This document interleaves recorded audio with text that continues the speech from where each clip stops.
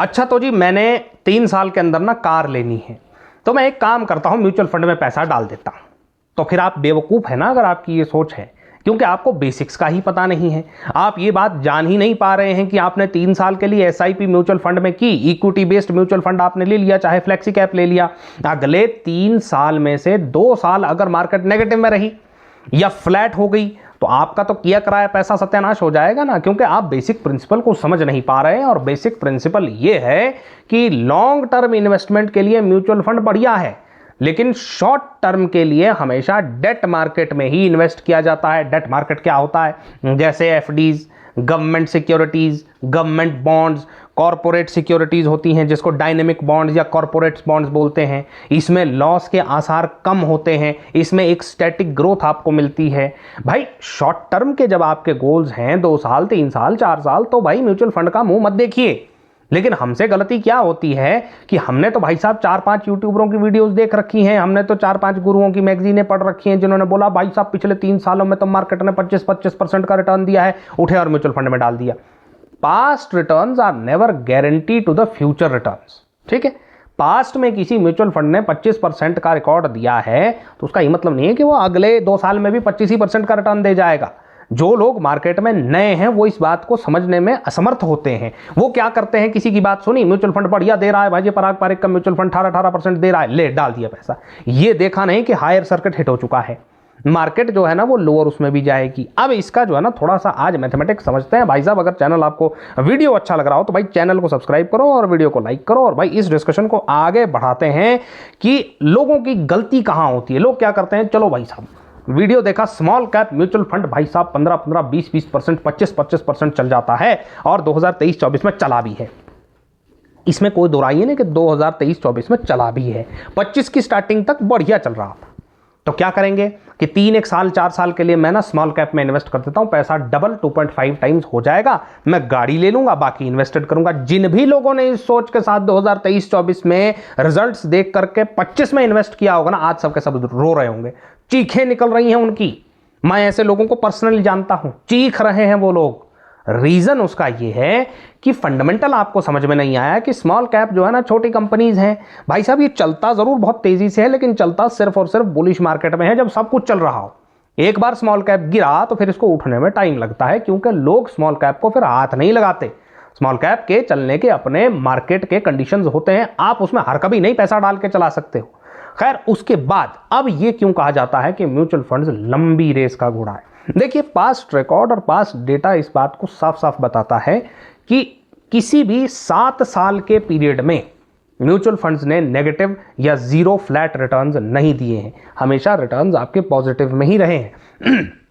पिछले 2-3 साल का डेटा आप उठा करके देखेंगे तो 12-13% का रिटर्न तो उस म्यूचुअल फंड ने भी दे दिया है जो सबसे पुअर परफॉर्मिंग है। But that is not the actual situation. जब मार्केट नॉर्मल कंडीशंस में होती है, दुनिया भर में कोई बड़े मेजर इवेंट्स नहीं हो रहे होते हैं, इकोनॉमी लगभग स्टेबल सी होती है, तो 8-9% के रिटर्न्स भी आते हैं। किसी किसी साल में 15-15% के रिटर्न्स भी आ जाते हैं।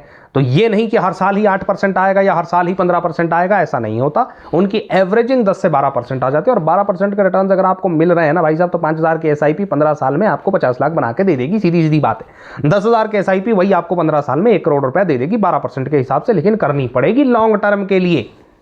एसआईपी करके शॉर्ट टर्म में आप बेनिफिट निकालने की कोशिश करोगे, 90% मार पड़ेगी। फिर उसके बाद ये रिकॉर्ड निकल के आता है कि भाई लोग जो है ना 1-1.5 साल के अंदर ये एसआईपी छोड़ के भाग जा रहे हैं, माइनस में चले जाते हैं, क्योंकि आप फंडामेंटल नहीं समझते। और लास्ट में भाई साहब हम बात करेंगे टेम्परामेंट की। देखिए इन्वेस्टिंग का ना एक टेम्परामेंट होता है। वो टेम्परामेंट ये होता है कि कोई इंडिविजुअल ऐसा है जो 20-25% भी पोर्टफोलियो अगर नेगेटिव में चला जाएगा ना, उसे फर्क नहीं पड़ेगा, क्योंकि वो हार्ड कोर बन चुका है।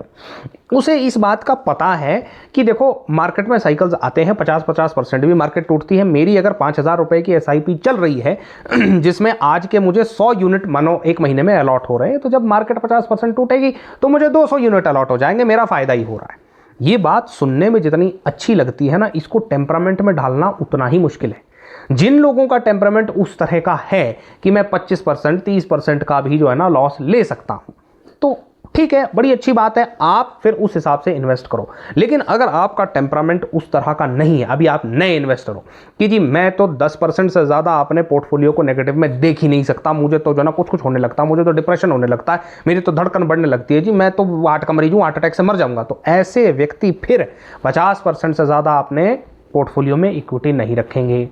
फिर वो डेट मार्केट की तरफ को भी थोड़ा बहुत कंपोनेंट जो है ना अपनी पोर्टफोलियो में रखेंगे। फिर वो गोल्ड और सिल्वर का भी कंपोनेंट अपने पोर्टफोलियो में रखेंगे। हाँ, एक बात जरूर ध्यान रखना, फिर 22%, 18%, 25% के रिटर्न नहीं मांगने हैं, सीधी बात। फिर 25% का रिटर्न नहीं मांगना है, 18% भी नहीं मांगना है, 14-15% मिल रहा है उसमें खुश रहो फिर, ठीक है।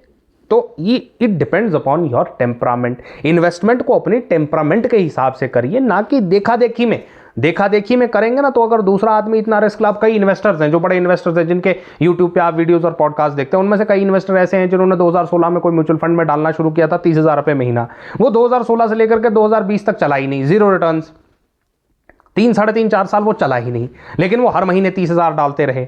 आज की डेट में उनके पोर्टफोलियो के उस पर्टिकुलर म्यूचुअल फंड की टोटल वैल्यू जो है ना 80 लाख है। 30 लाख उन्होंने सिर्फ इन्वेस्ट किया है 10 साल में, और उसकी टोटल वैल्यू जो है वो 80 लाख है। 2020 के बाद वो चला, लेकिन शुरू के 4 साल वो नहीं चला। अब अगर आपका टेम्परामेंट वैसा नहीं है कि आप 4 साल तक किसी एक म्यूचुअल फंड में पैसा डाल सकते हो और वो आपको जीरो रिटर्न्स दे, तो भाई मत फंसो ना उस तरह के म्यूचुअल फंड्स में। फिर अपने पोर्टफोलियो को थोड़ा सा सेग्रीगेट करो, और ये सब काम आपको करके देगा भाई साहब एडवाइजर, फाइनेंशियल एडवाइजर। तो उसकी फीस बचाने के चक्कर में हजारों लाखों रुपए का नुकसान मत करो, go to a good financial advisor. और भाई साहब हम तो आपके लिए हैं ही। अगर आपको ये आज की डिस्कशन अच्छी लगी हो, वीडियो अच्छी लगी हो, तो भाई लाइक सब्सक्राइब करना मत भूलिएगा। Thank you.